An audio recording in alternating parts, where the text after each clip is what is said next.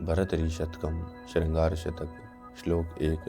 जिसने शिव, ब्रह्मा और विष्णु को भी मृगनयनियों के ग्रह कर्म का दास बना दिया, घर के काम का दास बना दिया है, उस विचित्र चरित्र वाले एवं वाणी से भी अगोचर, वाणी से भी न जाने जाने वाले कुसुमायुध कामदेव को नमस्कार है।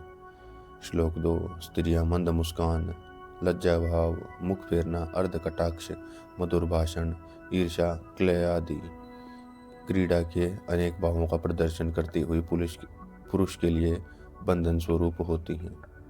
श्लोक 3।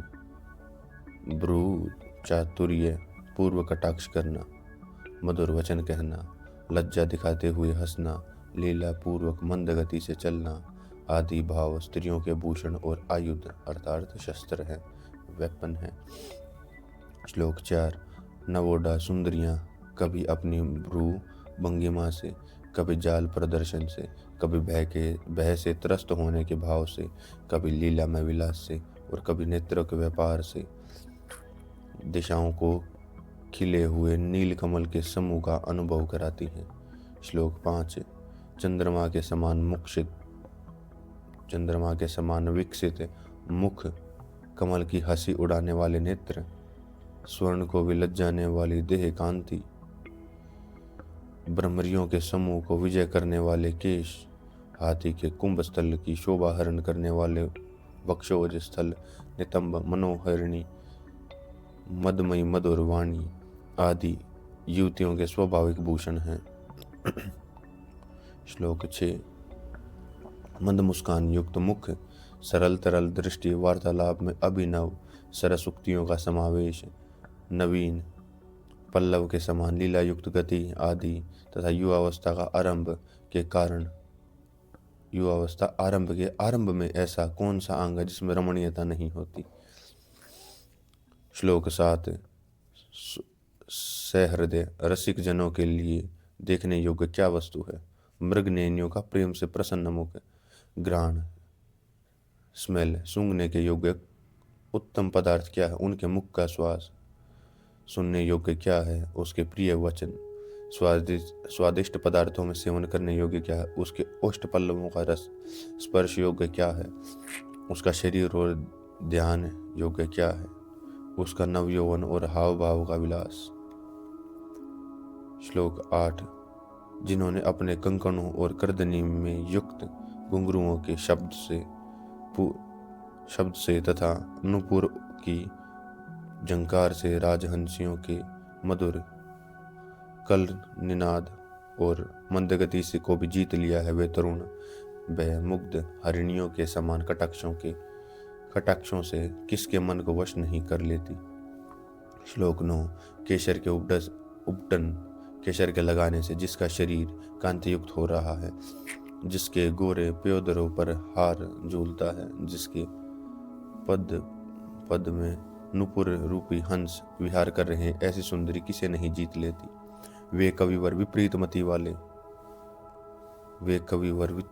मति वाले हैं जो स्त्रियों को अबला कहते हैं, जो स्त्रियों को कमजोर कहते हैं, क्योंकि जो चंचल दृष्टि अपने देखने मात्र से इंद्र को भी जीतने में समर्थ है, वह अबला कैसे कही जा सकती है। श्लोक 11। अवश्य ही कामदेव सुंदर भ्रुकुटी वाली इन स्त्रियों का आज्ञाकारी दास है, क्योंकि यह जिसकी ओर नेत्र चलाती हैं उधर ही कामदेव अपना कार्य आरंभ कर देता है। श्लोक 12। सवारे हुए केश, कान तक पहुँचते हुए नेत्र, स्वच्छ दांत, पंक्तियों से युक्त मुख, मुक्तावलियों से सुशोभित कुंभ के समान वक्ष, इस प्रकार है तन्वी तेरा प्रशांत शरीर भी मेरे मन में शोभ उत्पन्न कर रहा है। श्लोक 13। हे मुग्धे, तुम में धनुर्विद्या की यह अपूर्व कुशलता कैसे दिखाई देती है, जो अपने गुणों से ही पुरुषों के मन को बाणों के बिना ही भेदती है। श्लोक 14। अंधकार नाशक दीपक, अग्नि, नक्षत्र, सूर्य और चंद्रमा आदि के होते हुए भी यदि मृग शावक, हिरण का बच्चा जैसे नयन वाली मेरे पास नहीं तो यह संपूर्ण जगत अंधकार से युक्त है। श्लोक 15। उन्नत पयोधरों का भार, तरल नेत्र, चंचल भौहें और राग युक्त ओष्ठ पल्लव, यह सब तो भले ही व्यतीत करें, क्योंकि तेरे ललाट में सौभाग्य अक्षर की पंक्ति स्वयं कामदेव द्वारा लिखी हुई है, परंतु तेरी यह रोमावली मध्यस्थ को तटस्थ रहना ही उचित है। वह स्त्री अपने बाहरी स्तनों के भार से, प्रकाशमान मुख रूपी चंद्र से और मंदगति वाले दोनों पांवों से गृहमयी प्रतीत होती है। श्लोक 17।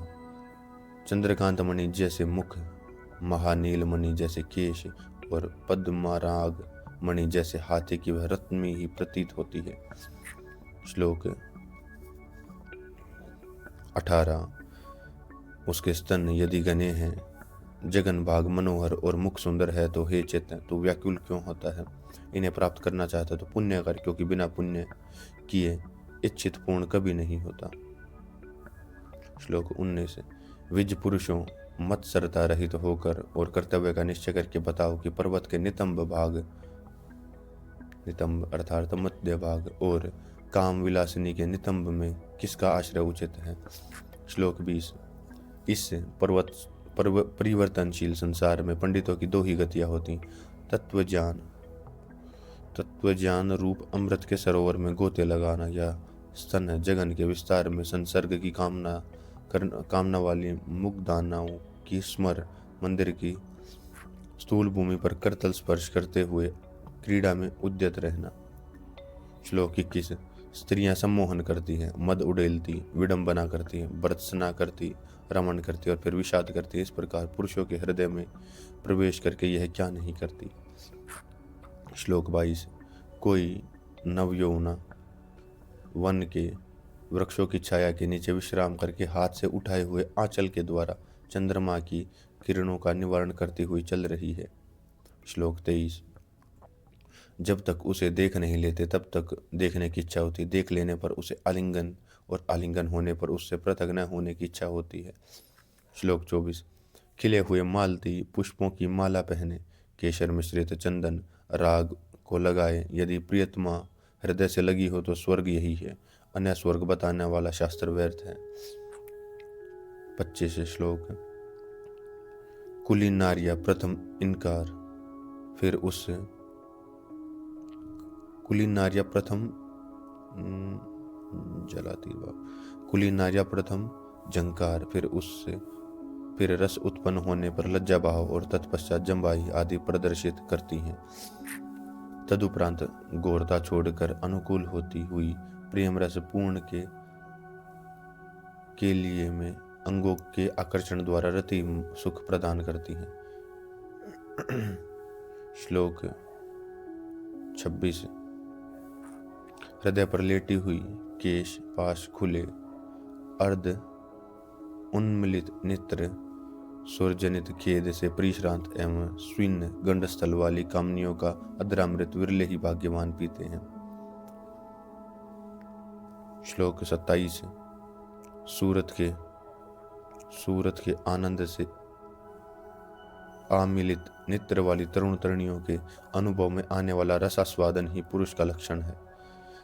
श्लोक 28। विधाता ने यह उचित नहीं किया कि मनुष्यों में वृद्धावस्था प्राप्त होने पर भी काम विकार उत्पन्न होता है, तथा नितंबनियों के वक्षपात होने पर भी वे रति की इच्छा करती हैं। श्लोक 29। संसार में काम का फल यही है कि संसर्ग काल में स्त्री पुरुष चित्त एक हो जाएं, क्योंकि भिन्न भिन्न चित्त रहने पर वह समागम मृतकों के समान है। पापनाशक। श्लोक 30। पापनाशक जल वाले गंगा तट पर रहे अथवा हार धारण करने वाली मनोहारिणी के वक्षस्थल में निवास करे। श्लोक 31। यह वसंत ऋतु कोकिला के मधुर मधुर शब्दों से और मलयाचल से प्रवाहित वायु के द्वारा विरही जनों को मारता है। इससे यही समझना चाहिए कि विपत्ति के समय अमृत भी विष बन जाता है। श्लोक 32। अम्र मंजरियों की सुगंध से व्याप्त तथा मधुर मकरंद के पान से मदोन्मत्त हुए भौरों से युक्त वसंत में किसका मन उत्कंठित नहीं हो जाता।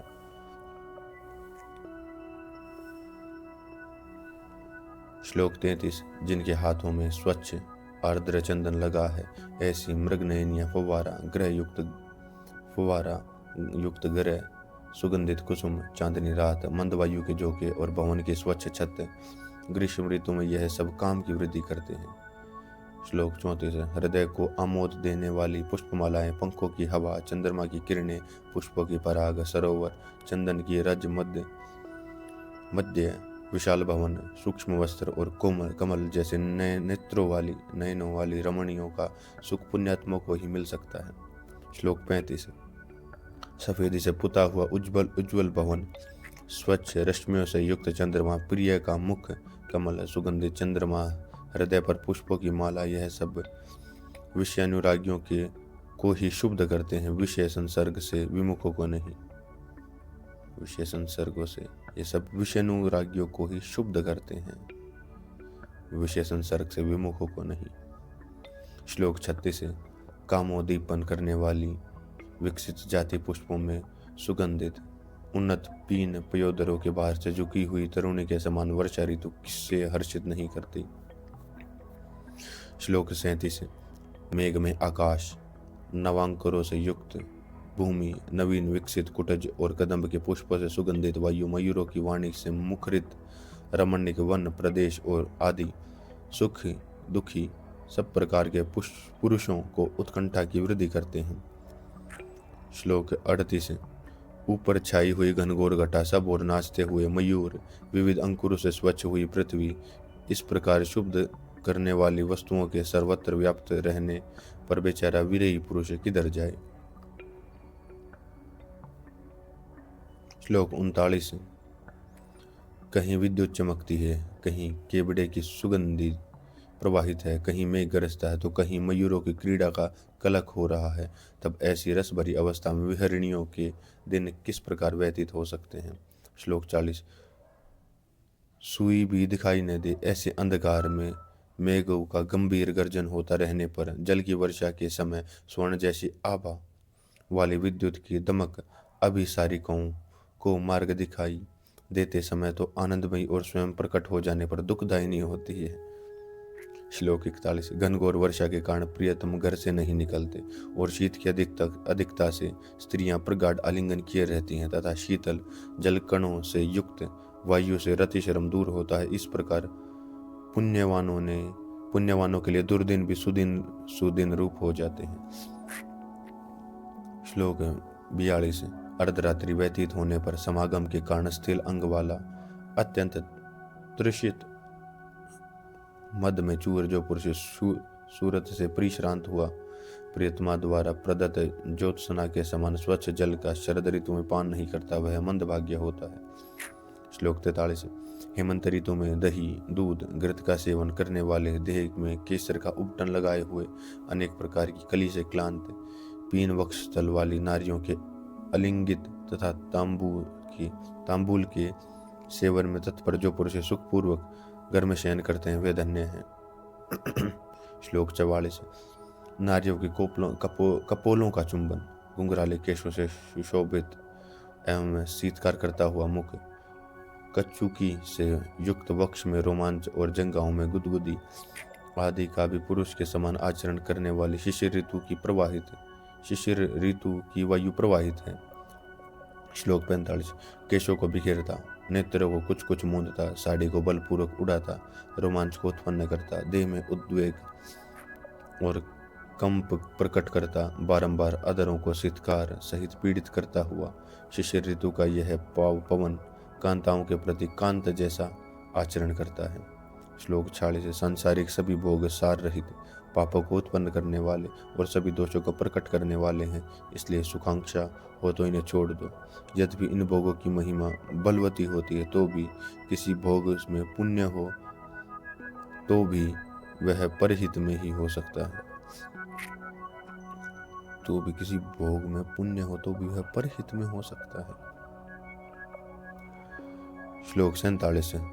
तुम वेदांतियों के गुरु हो और मैं भी श्रेष्ठ कवियों का अनुचर हूँ, तथापि इसे लोक में परलोक परोपकार से बढ़कर न कोई पुण्य है और न कमल नेत्री नारी से बढ़कर अन्य कोई परम सुंदर वस्तु।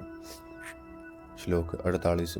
इस लोक में निरर्थक प्रलाप से क्या प्रयोजन, क्योंकि पुरुषों के लिए दो ही वस्तु सदा सेवन की योग्य है, सुंदरियों के अभिनव मदलीला युक्त पुष्ट वक्ष स्थल के भार से लासित यौवन अथवा वन। श्लोक 49। हे लोगों, मैं पक्षपात पूर्वक नहीं वर्ण सत्य कहता हूँ कि इस लोक में सभी सुखों की सारभूता एवं मन के हरण करने वाले नितांबनियों के अतिरिक्त अन्य कोई वस्तु सुखदायक नहीं है और न इसके अतिरिक्त कोई दुखदायक वस्तु है। श्लोक 50। विवेकवानों के हृदय में विवेक रूपी स्वच्छ दीपक तभी तक प्रकाशित रहता है जब तक कुरंग नयना नारियों के चंचल नयनों के अचय से वायुओं का ताड़न वायुओं को नहीं लगती। श्लोक 51। पंडित जनों का स्त्री संसर्ग से बचने का उपदेश केवल कहने भर के लिए है, अन्यथा मणि खींचती कोंदनी पहनने वाली कुवल्य नयनाओं के त्याग में कौन समर्थ है। श्लोक 42। युवतियों की निंदा करने वाला पंडित मिथ्या कह कर दूसरों को ठगता है, क्योंकि तपस्या के फलस्वरूप स्वर्ग में भी तो अप्सराओं का भोग प्राप्त होता है। श्लोक 43। अनेक शूरवीर मद हाथी को और सिंह को मारने में समर्थ है, परंतु मैं तो बलपूर्वक कहता हूँ कि कामदेव का गर्व कोई विरला ही खंडन कर सकता है। कंदर्प दर्प दलने विरला मनुष्य। अनेक शूरवीर मदमत हाथी को और सिंह को मारने में समर्थ हैं, परंतु मैं तो बलपूर्वक कहता हूँ कि कामदेव का गर्व कोई विरला ही खंडन कर सकता है। श्लोक 54। मनुष्य सन्मार्गगामी इंद्रियों को वश में रखने वाला लज्जा और नम्रता युक्त तभी तक रह सकता है जब तक कि उसके हृदय में लीला में युवतियों के नयन बाण हृदय में प्रविष्ट नहीं होते। श्लोक 45। प्रेमारंभ के समारंभ में जो स्त्री जिस कार्य को करने में प्रवृत्त होती है उस कार्य से उसे ब्रह्मा भी नहीं हटा सकता। श्लोक 56। महत्व, पांडित्य, कुलीनता और विवेक का विचार तभी तक रहता है जब तक हृदय कामाग्नि दधकती रहती है। श्लोक 47। शास्त्र वेता विनयशील और आत्मज्ञानी तो अनेक हैं, परंतु उनमें से कोई विरला ही श्लोक में सदगति को प्राप्त होता है, क्योंकि कामिनी की कुटिल हुई ब्रूलता नरक के द्वार को खोलती है। श्लोक 58। कृश, काना, लंगड़ा, बहरा, पूंछ कटा, वर्ण और पीप से युक्त, कृमियों कीड़ों से व्याप्त, शुदाकुल भूख से युक्त, जीर्ण, कमजोर अथवा वृद्ध, बूढ़ा और मृतिका पात्र में फंसी हुई ग्रीवा वाला कुत्ता कुतिया के पीछे लगा फिरता है। ओहो, कामदेव मरे हुए को भी मारे बिना नहीं छोड़ता।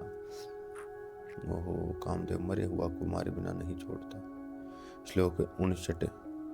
स्वार्थ को संपन्न करने वाली स्त्री रूपी मुद्रा को मूर्ख स्वर्ग आदि के लाभ की इच्छा से छोड़ देते हैं। उन्हें विरक्त न समझकर यह समझो कि उसे कामदेव ने उसी प्रकार निर्दयता पूर्वक दंड दिया है जिस प्रकार की राजा किसी को नंगा करता है, उसका सिर मुंडवाता है, किसी को पंचशिखी करता है, किसी की जटा रखता है और किसी को खप्पर देकर भीख मंगवाता है। श्लोक 60। वायु, जल और पत्तों का भक्षण करने वाले विश्वामित्र और पराशर प्रभृति महर्षि भी जब स्त्री का मुख पंकज देखते ही मोह को प्राप्त हो गए, तब जो मनुष्य शाली चावल, घृत, दही युक्त भोजन करते हैं उनकी इंद्रियां वश में हो जाएं, तो इसमें आश्चर्य नहीं कि विंध्याचल ही समुद्र में तैरने लगेंगे। श्लोक 61। जिस हिमालय की कंदिरा में सिद्धों का निवास रहता है, शिव जी का वाहन वृषभ वृक्षों को कंधा रगड़ता है और शिलातल गंगा जल से घुलते रहते हैं, उसे छोड़कर कौन मनुष्य दूसरों के सामने मन को मलान करता यदि लोक में स्त्रियां रूपी कामदेव का अस्त्र न होता। श्लोक 62। हे संसार, यदि मध्य में मदिरेक्षणा रूप बाधा न होती तो तुझे पार करने का मार्ग कभी दुस्तर नहीं होता। श्लोक 63। हे राजन, जगती में इस तृष्णा रूपी समुद्र को कोई भी पार नहीं कर पाया, इसलिए धन की लिप्सा व्यर्थ ही है। फिर जब अनुराग में यौवन देह में ही विलीन हो जाता है, तब अधिक धन संचय करने का भी क्या प्रयोजन है। कहीं वृद्धावस्था पंकज नयनी प्रेतमा के सौंदर्य को नष्ट न कर डाले, इसलिए मैं पहले ही घर जाता हूँ। श्लोक 64। जो राग का अंगार, सैकड़ों नरकों के महादुख का हेतु, मोह की पत्ती का बीज, ज्ञान रूप चंद्रमा को ढकने वाला मेघ, कामदेव का अद्वितीय मित्र और विविध दोषों को प्रकट करने वाला यह यौवन, उससे बढ़कर अन्य कोई अनर्थ लोक में नहीं है। श्लोक 65। श्रृंगार रूपी वृक्षों का सिंचन करने वाला, काम क्रीड़ा के रस को प्रवाहित करने वाला, कामदेव का बंधु, चतुरता रूपी मोतियों का समुद्र, त्वंगनियों के नेत्र रूपी चकोरों का चंद्रमा और सौंदर्य लक्ष्मी का भंडार, यह नव यौवन जहाँ है वहाँ इसे प्राप्त होने वाला। जो पुरुष विकार को प्राप्त नहीं होता वही धन्य है। श्लोक 66। स्मरण मात्र से जो स्त्री संतप्त देने वाली है, देखने से उन्माद बनाने वाली, स्पर्श करने से मुंह में डालने वाली, उसे प्रिया कैसे कहेंगे। श्लोक 67। जब तक वह नेत्रों के आगे है तभी तक अमृतमयी रहती है, परंतु जब नेत्रों से ओझल हो जाती है तब अत्यंत विषाद उत्पन्न करने वाली होती है। श्लोक 68। नितांबनियों के अतिरिक्त न तो कोई अमृत है न कोई विष ही है, क्योंकि अनुरुक्त होने पर वह अमृतलता जैसी आनंदायिनी और विरक्त होने पर विष की वल्लरी हो जाती है। श्लोक 69। संशयों का आवृत है, अविनयों का भवन, सासों का नगर, दोषों का भंडार, सैकड़ों प्रकार के कपटों और अविश्वासों का क्षेत्र, स्वर्ग द्वार का विघन, नरकपुर का द्वार और सब मायाओं की पिटारी रूप यह मनुष्य को मोहपास में डालने वाला रूपी यंत्र किसने बनाया है। श्लोक 70। सत्य तो यह है कि स्त्रियों का मुख चंद्रमा नहीं, इनके नेत्र कमल नहीं हो सकते और नहीं इनका शरीर ही स्वर्ण का है, परंतु कवियों के बहकाने पर मंदमती पुरुष चर्म, मांस और अस्थियों से निर्मित स्त्री देह के सेवन में तत्पर रहते हैं। श्लोक 71। मूर्ख पुरुष लीलावती स्त्रियों के सहज भावों को अपने प्रति किए हुए मान को व्यर्थ ही मोहित होते हैं। देखो कमलनयनी में लालिमा स्वाभाविक होते हुए भी भोरा अपने लिए बनी हुई मानकर आसक्त हुआ व्यर्थ ही चक्कर काटता रहता है। श्लोक 72। स्त्रियां किसी से बातें करती हैं, किसी दूसरे से को विलास पूर्वक देखती हैं, किसी तीसरे को हृदय में चाहती हैं, इस प्रकार स्त्रियों का प्रिय है ही कौन। श्लोक 73। स्त्रियों की वाणी में मधु और हृदय में केवल हलाहल विष भरा होता है, इसलिए इसके अधरों का पान और हृदय का मुष्टिका से ताड़न किया जाता है। श्लोक 74। हे मित्र, कटाक्ष रूपी विषाग्नि के धारण करता एवं विलास रूपी फणदार इस स्त्री रूपी सर्प से दूर रहो, क्योंकि अन्य सर्पों का काटा हुआ तो औषधाचार से ठीक हो जाता है, परंतु स्त्री रूपी सर्प का काटा हुआ तो मंत्रवेता भी छोड़ देते हैं। अन्य सांपों का काटा हुआ तो दवाइयों से ठीक हो जाता, परंतु स्त्री रूपी सांप से काटा हुआ तो मंत्रवेता, विद्वान और डॉक्टर भी छोड़ देते हैं। श्लोक 75।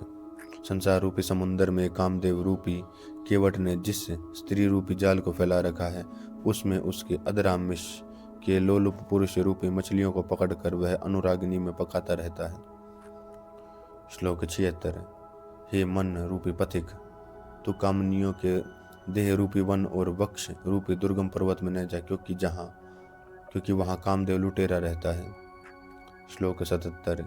अति दीर्घ, चंचल व वक्र गति वाले, तेजस्वी और नीलकमल का जैसे काले फणदार सर्प द्वारा काट लेना अच्छा है, परंतु कमलिनी के कटाक्ष से मारा जाना अच्छा नहीं, क्योंकि सर्प के काटे जाने के चिकित्सा वाले तो सब दिशाओं में मिल सकते हैं, परंतु स्त्री की दृष्टि से काटे हुए के लिए कोई वैद्य या औषधि नहीं है। श्लोक 78। जन्म से अंधे, कुरूप, जरावस्था में स्थिर, ग्रामीण, दुष्कुल वाले और कुष्ठी पुरुषों को अल्पधन के लोभ से अपने मनोहर शरीर का समर्पण करने वाली और विवेकलता को काटने में तत्पर वैश्याओं से कौन विवेकशील पुरुष रमण करना चाहेगा। श्लोक 69।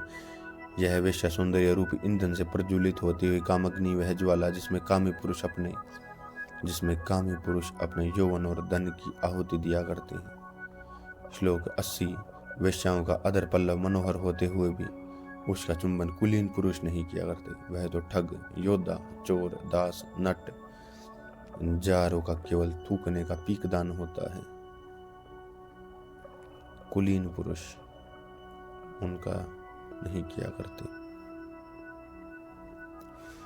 श्लोक 81। वेद पुरुष धन्य है जिनका मन चपल नयना पीन पियोधरा क्षमोदरी त्रिवल्ली से सुशोभित तरुणी को देखकर भी जिनका मन विकृत नहीं होता।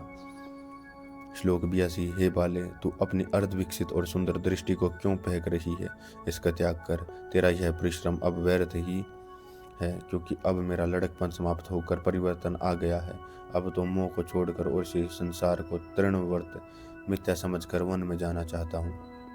श्लोक 83। इस बाला का यह अभिप्राय समझ में नहीं आता कि यह अपने नील पंकज जैसे नेत्रों का कटाक्ष मुझ पर क्यों किए जा रही है। यदि वह मुझे प्रेम पात्र बनाने की इच्छा करती है तो मेरा मोह और कामदेव रूपी भील के बाणों की अग्नि शांत हो चुकी है, फिर भी वह नहीं मानती। श्लोक 84।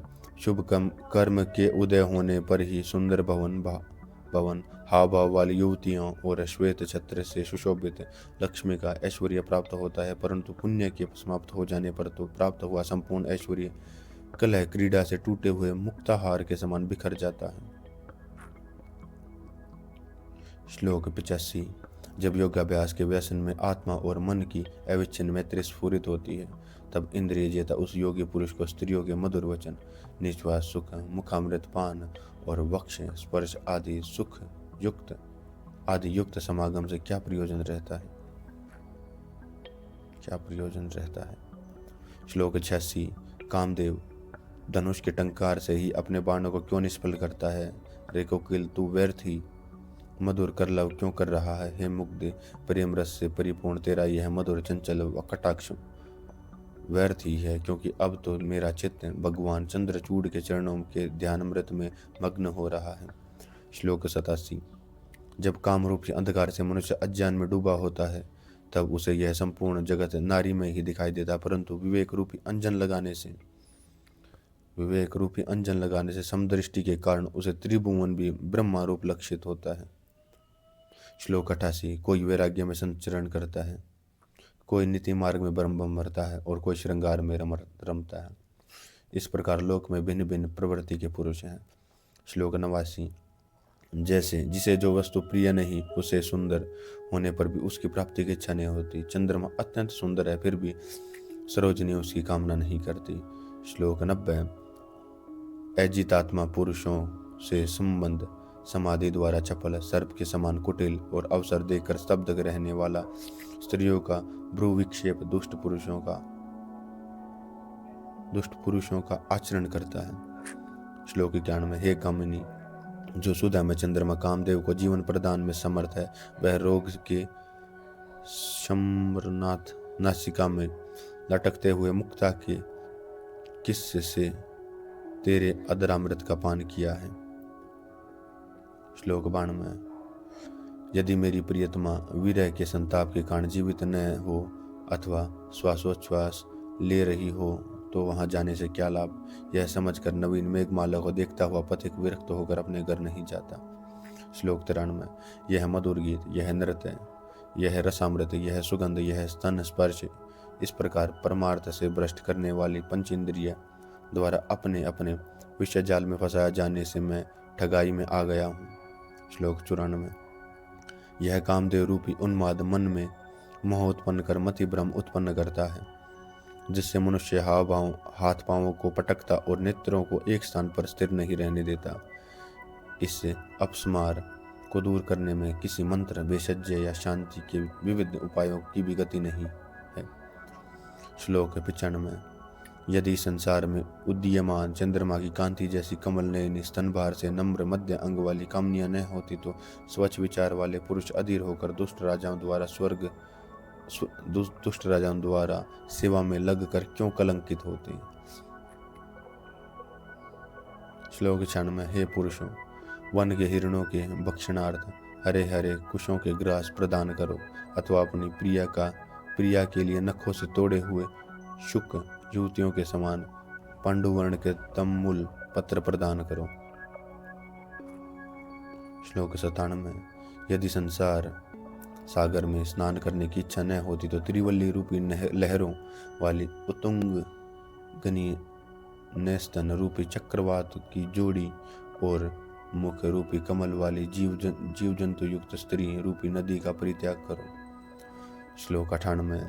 जो पुरुष रति श्रम की खिन्नता दूर करने के लिए अपने वक्षस्थल को मदोन्मत गजराज के गंडस्थल जैसे विस्तीर्ण और कांता से पयोधर तट के से स्पर्शित कर उससे बाहुपाश में बांधा हुआ क्षण भर भी निद्रा को प्राप्त करता है, वह धन्य है। स्त्री का अधरामृत से परिपूर्ण। श्लोक 99। स्त्री का अधरामृत से परिपूर्ण मुख कमल पूर्ण चंद्र की कांति का भी हरण करता है, परंतु वही अधरामृत यौन अवस्था के डलने पर मदार के फल के समान नीरस और विष के समान दुख देने वाला होता है। श्लोक 100।